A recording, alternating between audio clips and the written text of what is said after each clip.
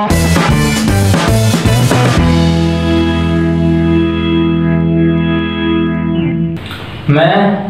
कुमार हिमांशु आप सभी दर्शकों को, अभिभावकों को, छात्र एवं छात्राओं को इस YouTube चैनल स्टडी ट्रीट के तरफ से आपको हार्दिक स्वागत करता हूं। आज हम आप सभी के बीच हिंदी लेकर आए हैं, जो कि क्लास यानी कक्षा 8 का है यानी 8 का है, और किताब का नाम है गुंजन हिंदी पाठशाला यानी गुंजन हिंदी पाठशाला से ये पढ़ाई करवाई जा रही है, जिसका जो कि पाठ 1 है यानी प्रथम पाठ है, पहला पाठ है, और इसके शीर्षक है इतना ऊंचे उठो। मतलब पाठ का नाम है, यह पहला पाठ है इतना ऊंचे उठो, और इसके लेखक हैं द्वारिका प्रसाद माहेश्वरी। ठीक है, तो ये मैं शुरू करने से पहले मैं आपके बुक से आपको अवगत कराता हूँ। देखिए यही आपका बुक है और इसी बुक से ये पढ़ाई करवाई जा रही है। इसके साथ साथ मैं सभी दर्शकों का हृदय से आभार प्रकट करना चाहता हूँ।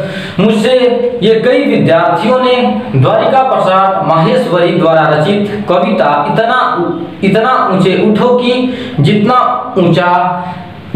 ऊंचा गगन हो, कविता के सरलार्थ के विषय में पूछा है। तो आज मैं आपके समक्ष यानी आपके सामने उसी कविता का सरलार्थ लेकर उपस्थित हूँ, जिससे इस सरलार्थ को समझने में और परीक्षा की तैयारी करने में काफी आपको मदद मिलेगी।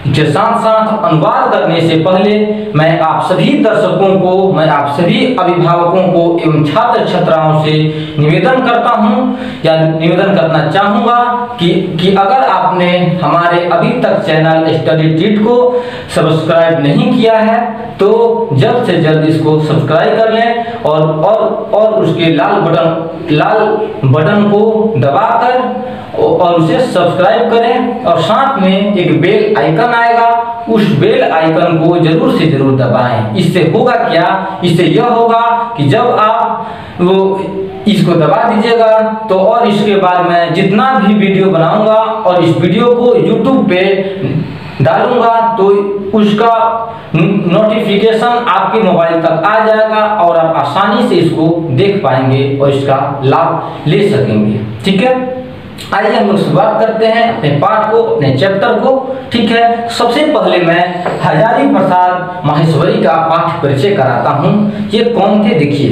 तो द्वारिका प्रसाद माहेश्वरी, ठीक है, का जन्म 1 जनवरी 1916 को उत्तर प्रदेश के आगरा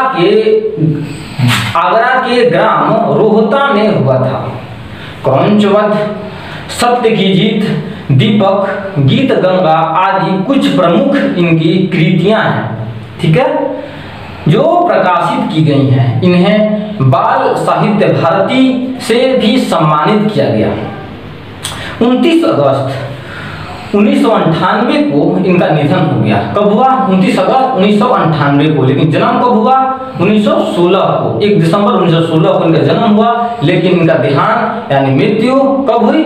1998 को, 29 अगस्त 1998 को। आइए अब हम लोग अपने पाठ पे चला जाए, अपने कविता पे चला जाए। देखिए कविता में क्या है, इस कविता में क्या पढ़ना है, इस कविता में क्या दिया हुआ है। देखिए इस कविता में कवि ने कहा है कि मनुष्य को समाज में व्याप्त सारे भेदभाव, जाति, धर्म, रंग, द्वेष और ईर्ष्या आदि से ऊपर उठकर सच्चा इंसान बनने की ये प्रेरणा दी है।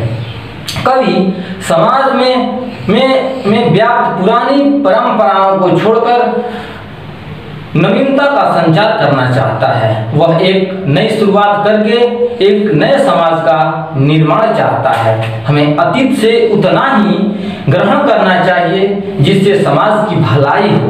ठीक है, धरती को स्वर्ग बनाने के लिए हमें निरंतर गतिशील प्रयासरत रहना चाहिए।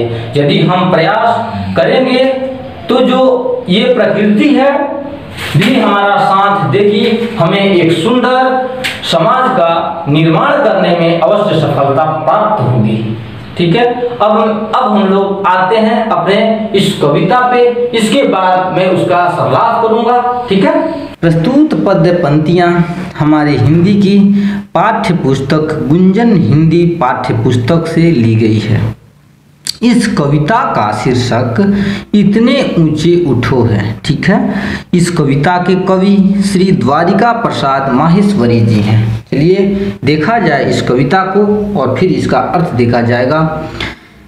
देखो इस सारी दुनिया को एक दृष्टि से सिंचित करो धरा समता की भाव वृष्टि से।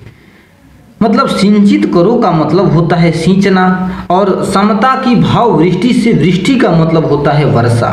ठीक है, आगे देखिए। जाति भेद की धर्म वेश की काले गोरे रंग द्वेष की। अद्वेष का मतलब होता है मनमुटाव, जो द्वेष हो जाता है वो मनमुटाव का। जाति भेद की धर्म वेश की काले गोरे रंग द्वेष की। ज्वालाओं से जलते जग में इतने शीतल बहो की जितना मलय पवन है। देखिए इसका अर्थ स्पष्ट करते हैं हम। ये जो प्रस्तुत पद पंक्तियों में कवि कहते हैं कि हमें नए समाज निर्माण में अपनी नई सोच को जाति धर्म रंग द्वेष आदि जैसे भेदभाव से ऊपर उठकर सभी को समानता की दृष्टि से देखना चाहिए। जिस प्रकार वर्षा सभी के ऊपर समान रूप से होती है, उसी प्रकार हमें भी सभी के साथ समान रूप से पेश आना चाहिए। हमें नफरत की आग को समाप्त कर समाज में मलय पर्वत से आने वाली हवा की तरह शीतलता और शांति लाने का प्रयत्न करना चाहिए।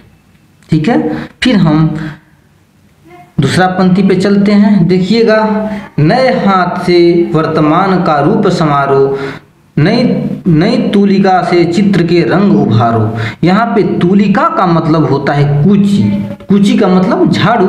ठीक है, तो नए हाथ से वर्तमान का रूप संवारो, नई तूलिका से चित्रों के रंग उभारो, नए राग को नूतन स्वर दो, भाषा को नूतन अक्षर दो। युग की नई मूर्ति रचना में इतने मौलिक बनो कि जितना स्वयं सृजन है।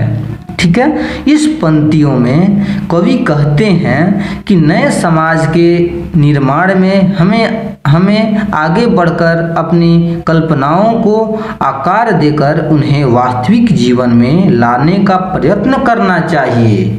जिस प्रकार कोई कलाकार अपनी कूची से अपने चित्रों में रंग भरता है और जिस प्रकार संगीतकार अपने नए राग में स्वरों को पिरोता है, उसी प्रकार हमें भी अपने समाज को नया रूप देने के लिए सृजनात्मक बनना होगा और सृजन को हमें अपने अंदर मौलिक रूप से ग्रहण करना होगा। ठीक है, अब हम आगे चलते हैं। ये तीसरा नंबर पंक्ति पे देखिएगा। लो अतीत से उतना ही जितना पोषक है, जीर्ण शीर्ण का मुंह मृत्यु का ही द्योतक है। मतलब जीर्ण शीर्ण का मतलब होता है फटा पुराना। ठीक है, और द्योतक का मतलब होता है सूचक प्रतीक। ठीक है, तो लो अतीत से उतना ही जितना पोषक है, जीर्ण शीर्ण का मुंह मृत्यु का ही द्योतक है। तोड़ो बंधन रुके न चिंतन, गति जीवन का सत्य चिरंतन, धारा के शाश्वत प्रवाह में इतने गतिमय बनो कि जितना परिवर्तन है। अब यहाँ पे शाश्वत का मतलब होता है कि जो सदा रहे। ठीक है, और चिरंतर का मतलब होता है सदा रहने वाला ही। ठीक है, तब इसका अर्थ देखा जाए यह है कि कवि कहते हैं कि हमें अपने अतीत में हुई बुरी घटनाओं को छोड़कर केवल अच्छी बातों को ग्रहण करना चाहिए, क्योंकि ये अच्छी यादें या घटनाएं ही हमारे भविष्य निर्माण में हमारे काम आएंगी, जबकि जो बुरी घटनाएं हैं हमें सदैव पीछे की ओर ही खींचेंगी। इनसे हमारा विकास अवरुद्ध होगा, इससे हमारा विकास रुक जाएगा, हम विकास नहीं कर पाएंगे। कवि कहते हैं कि जिस तरह परिवर्तन सदैव होता रहता है, उसी प्रकार हमें भी सभी बंधनों को तोड़कर हमेशा आगे बढ़ते रहना चाहिए, क्योंकि आगे बढ़ना ही जीवन है। ठीक है, अब हम ये चतुर्थ पंक्ति पे चलते हैं, यानी चौथा पंक्ति पे चलते हैं। चाह रहे हम इस धरती को स्वर्ग बनाना, अगर कहीं हो स्वर्ग उस धरती पर लाना। सूरज चांद चांदनी तारे सब हैं प्रतिपल साथ हमारे, दो कुरूप को रूप सलोना, इतने सुंदर बनों की जितना आकर्षण है।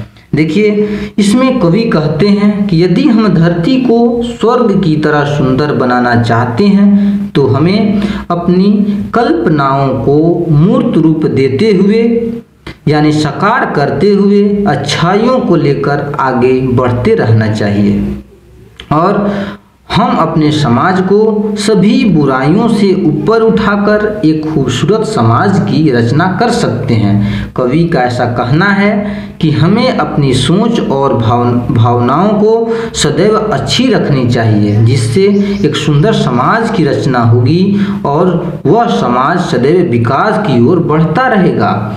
जिस प्रकार हम किसी आकर्षण की ओर खींचे चले जाते हैं, उसी प्रकार अच्छी सोच के साथ हमें खुद को भी आकर्षक बनना है। इसी के साथ यह जो हम लोग का पाठ है यह खत्म हुआ। इतना ऊंचे उठो, जिसके लेखक ये द्वारिका प्रसाद माहेश्वरी जी हैं। इस पाठ को मैंने पढ़ा, ये कविता था, इसका अर्थ समझाया। ठीक है, अब तो आप समझ गए होंगे। ठीक है, बहुत बहुत धन्यवाद।